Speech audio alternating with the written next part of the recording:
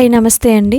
ఆయన పని మీద బయటికెళ్ళాడండి. బయటికెళ్ళి అక్కడ సమోసా తిన్నాడంట. అక్కడ సమోసాలు చాలా టేస్టీగా ఉండేయని ఈయన మా కోసం కూడా తీసుకొచ్చాడు ప్యాక్ చేసుకొని.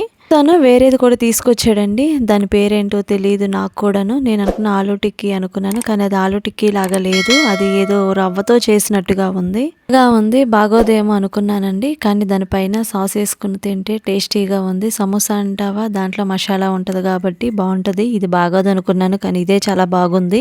రవ్వతో చేశారని అర్థమవుతుంది గానీ ఏ రవ్వ అనేది అర్థం కాలేదండి. కానీ చాలా బాగా చేశారు అది. చక్కగా ఉల్లిపాయలు, కొత్తిమీర అన్నీ ఏసి బావుంది. టేస్ట్ మట్టికి చాలా బాగుంది.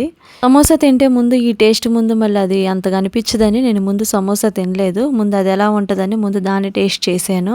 నిజంగానండి మా ఆయన సమోసా బాగుందని తీసుకొచ్చాడు కదా! నిజంగా ఆ 2 ఒకదాని మించి ఒకటి చాలా బాగున్నాయి. బయట తిన్నప్పుడు తనకు గాని నచ్చిందంటే అది కంపల్సరీ తీసుకురావడమో లేదా మమ్మల్ని ఎప్పుడన్నా బయటికి తీసుకెళ్ళి తినిపించడమో జరిగిద్దండి.